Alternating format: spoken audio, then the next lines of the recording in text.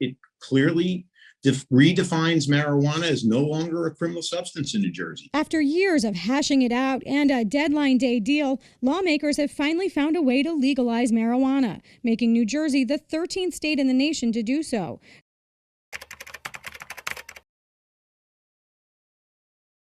So the way they had set it up, if you said no, you could always say yes later. If you said yes, you could not change your mind for 5 years. So we said no.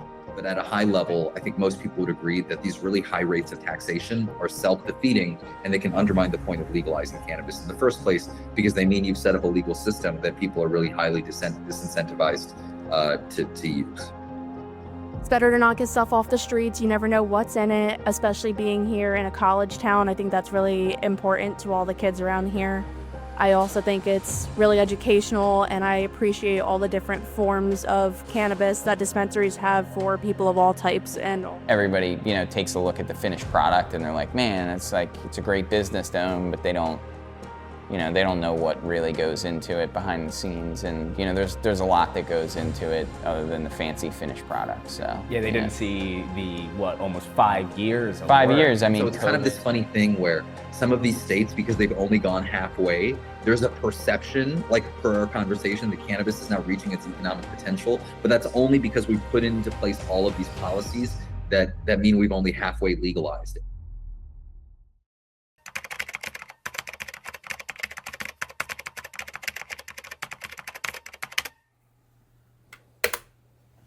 Now that is a great question, and it's pretty complex, so I'm going to try and make this as simple as possible. In states like New Jersey, where cannabis has been legalized statewide, local municipalities are given a lot of power in deciding whether to allow cannabis cultivators and operators to set up shop there. This creates an uneven distribution of state legalized dispensaries within the state, because some municipalities have willingly accepted these operations, while other municipalities, to this day, are still stifling these potential companies. This has greatly affected the cannabis industry in New Jersey and has created what Hirsh Jain describes as halfway legalization, where the full state has legalized the product, but many local governments within the state have done very little to accept the product as legal and incorporate it in the local economy. Market, the more that you tax legal cannabis, the more you're going to incentivize people to purchase cannabis on the illegal market. And so you just heard from Hirsh Jain, who is the founder of Ananda Strategy, which is a business advisory firm who works with all sorts of cannabis companies across the United States. Let's see what more he has to say. That we have not been able to unleash the full creative abilities of the people who want to participate in the New Jersey cannabis market and all of the interesting products they have to offer, because we've made it, such that 3-4 years in, they're still struggling to get these approvals. So that's number one, Tristan, as I would just say, like lack of supply or product quality, which is generated primarily by local control. So that's number one.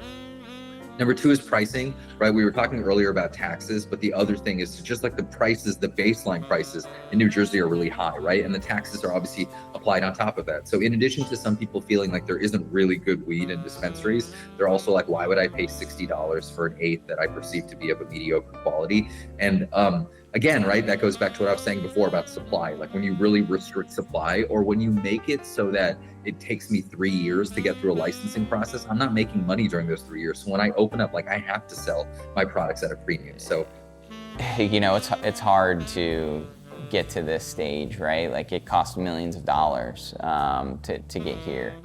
And, New Jersey, obviously they want to create a safe, safe market for consumers, and the taxes are going to have to be there. There's just no way around any of that. It's just, it's hard. It's hard to I don't want to talk bad about, the marketplace, truthfully, because, taxes are, it's just there's no way around it. I don't think much about the taxes, truthfully. I think more about the business and how do we bring more people in here? What do we need to do when the people are here in order to, ultimately make it more appealing for them? And so I'm focused more on business strategy than anything. The taxes are going to be what they are. It goes back to my life principles too. It's you can't really focus on the things that you can't control, right? And I'm focused on the things that I can control. As long as I'm leading by example and I'm, setting the right tone each and every day, like, we're gonna be successful. And the taxes and all of that, like, we can't really control that. And would I like the taxes to be less? Of course, but they are also, they're the reason that I'm here with, the opportunity to open my business. So it's like, less taxes is always better, but, whether you're in a Republican, or a Democratic administration, you're getting taxed either way. They just find different ways around it. And after getting to speak with both Hirsh Jain and Dustin Alvino, I was very interested to see what goes on behind the scenes when attempting to open some sort of cannabis-related company, whether that be a dispensary or something different like a cultivator. This led me to talking with Clark Pierpont. I think that was good for Glassboro that we took a conservative approach. Now, Mr. Pierpont is the Assistant Borough Administrator and the Director of Code Enforcement Zoning Officer here at Glassboro, which is a city that has 2 open dispensaries. Earlier this month, we were able to sit down and talk about this project. Let's see what all he had to say. We have an application packet that an applicant would have to fill out, and it would include the proposed location for their business, who the principals of the company are, what their background is, financials on the company. Are they financially viable to undertake this kind of project? Knowing what security measures are going to be put in place. Do you have a relationship with Rowan University for research? Do you have somebody on staff that is part of the medical community and how cannabis and the medical community get along? Things like that. And they score points based on how many of these things they have. In order to move past the application process, they would have to score a 70 or above. It's a 100-point possible. Each category is weighed differently. It might be a 20-point category. It might be a 5-point category, depending on what's involved with it. Part of the application process is, do you have ties to the community of Glassboro? That's weighted heavily. So, whether or not you're a Glassboro resident or part of your company is a Glassboro resident, the other portion of the application that's weighed heavily is your experience. Do you have experience in the cannabis industry? Most of the applicants we see and have seen have that experience, either from already within New Jersey or in the medical cannabis field or from out of state. Those categories weigh heavier than whether or not you have a direct relationship with Rowan University or anybody else like that. So. New Jersey had a system that was really big on local control, where you would really need the permission of your local government to set up shop, right? Whether you're a cultivator, a manufacturer, or a retailer. And I think you living in Jersey probably know that local government in New Jersey can really be an onerous thing to go through. And you put a ton of power into these hands of these bureaucrats and local elected officials who can really delay projects for a long time. So I think one of the things is 5 years in, because things have moved so slowly at the local level, there hasn't been the development of the enough kind of products, enough supply, right? I bought this building in 2020 with the hopes of all of this coming together, just kind of a pipe dream, truthfully. It's a long, lengthy process, and there's just a lot to it that goes in from what meets the eye, and I can tell you that it's been a lot of work. We put forth a lot of money, of course, but none of that matters if we can execute and we make the consumer, feel the type of love and energy that we've put in to this thing, then the business will take care of itself. So. I love the point that Dustin Alvino made there. The business will be fine as long as consumers are able to see the love, effort, and energy the employees of the dispensary put into the company. I wanted to see, though, how are the residents of the Glassboro community feeling about having access to a local dispensary like the Jersey Joint? So, I went out to one of their Thursday night joint sessions back in October, and there I got to ask customers their opinions on legalized recreational weed as well as the importance of having access to this product in a legalized state. Let's see what they said. It's heaven sent for me because of my headaches, and it's a miracle. And I thank God there's no more trouble with it. You don't have to hide with it. I'm not 59 years old running around hiding hooter, so it's heaven sent. I thank God it didn't legalize. And it means a lot to me to have a dispensary like Jersey Joint in the area. The employees are beyond friendly. They have a ton of inventory to help you out. We live in a day and age where cannabis is very essential for some people, for anxiety, insomnia, a ton of different reasons. So to have a beautiful dispensary like this right down the street means the world to me. What it means to me having a dispensary close by is just easy access because I live on campus, so I don't have to go that far. And it's just right down the block. It's easy. And they're very nice here, so. It means a lot to me to have something here local. We're not running around all over town for. I could just kind of hit it on a nice drive home or something. I'm visiting from Georgia. Georgia is not legal. I just feel like the whole country should be legal. There's a lot of controversy about that, but in my world, it's not controversial. It's a choice of something that it's not hurting anything or anybody. As I mentioned earlier in this piece, New Jersey has a lot of uneven access in regards to dispensaries. This has to do with the power bestowed upon municipalities whether to allow cannabis retailers to set up shop there. This uneven distribution leads to what Hirsh Jain calls cannabis deserts, which are stretches of municipalities within the state where it is illegal to purchase recreational marijuana. Furthermore, in my conversation with Clark Pierpont, I found out that New Jersey never put a limit on the amount of cannabis retailers or operators a municipality could accept into their economy.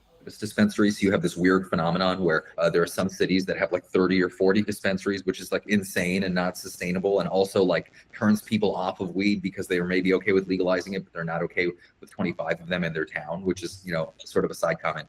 But you have these huge patches of the state where you don't have legal cannabis access, and then you have these other patches where there's like 30 stores, right? And that's just not really conducive to a healthy ecosystem. So that's another reason that it hasn't reached its kind of full potential. In my promotional video for this project, I compared the New Jersey cannabis industry to the Missouri industry. Now, Missouri is a state with a lower average income, a smaller population, and they legalized recreational weed 2 years later than New Jersey. And yet, in 2025, the Missouri industry is expected to produce 25% more profit than New Jersey. How is this possible? I think the answer to your question, to summarize, is 1, low taxes. 2, they allowed retail businesses to evenly distribute across the state. 3, something I didn't mention, but they don't have this like crazy local control thing that really restricts the number of brands that operate there. Like you have a pretty robust market where like there's cool and interesting stuff to buy. And then 4, they are doing what I think is inevitable across this country, which is that we're not merely legalizing this, we're accepting the integration of cannabis with other economic and cultural elements just of the culture, right? Whether it's cuisine, whether it's tourism. And that's the really exciting thing, right? Like if New Jersey and states like New Jersey can pause for a minute and think to themselves, well, we didn't legalize this to regulate it like plutonium, did we, right? Like, or that probably doesn't make sense. We legalized this, so how can we integrate it with the rest of our industries? And I think every state should, given that this is where the country and where the world is going, quite frankly, Tristan, like if you look outside this country, every state with like a forward-looking leadership should think to themselves, how do I embrace this and how do I integrate it into the cultural and economic offerings that my state has, right? When I had started this project back in September, I was completely unaware of the complexity and the extent of issues that are plaguing the New Jersey cannabis industry. To wrap this all up, we are going to briefly touch on each of these issues. Now, the biggest problem here stems from the amount of power New Jersey has handed over to local municipalities regarding this issue. This power has not only severely slowed down the process of opening dispensaries or other cannabis industries, but it has also led to these so-called cannabis deserts existing within the state. On top of this, New Jersey is selling their cannabis at a premium price with one of the highest tax rates on top of that. With mixed reports about the quality of the product, it's hard for consumers to justify paying a premium price for a product that they do not deem to be of a premium quality. If New Jersey is ever going to right this ship and get the cannabis industry operating to the level that experts had hoped and expected, they are going to need to look at other states like Missouri and New York for examples in a true road path as to what to do right in these next couple years. You start to see the opposite thing develop. Like the prediction I'll offer you, Tristan, is now that New York has some momentum, even though it started off really slow, I'm telling you, now you're seeing more and more cities be like, damn, I want a piece of that action, right? And so that's the kind of dynamic that you need to create, whereby the cities that are missing out are getting a little bit of FOMO, right? And I think they understand among themselves that a third retail cannabis location in Glassboro would probably saturate the market so much that neither of them would be able to make it. It is definitely hurting the industry. There are very few that can, make it through with the kind of tax rate that's there. And obviously it hurts the consumer too, because it gets passed on to the consumer. Which is so long because it cures so many different problems that people have normally, anxiety, depression. It goes on and on and on and on. And I'm over here at Jersey Joint and down here in Glassboro, New Jersey, and have a great day, everyone.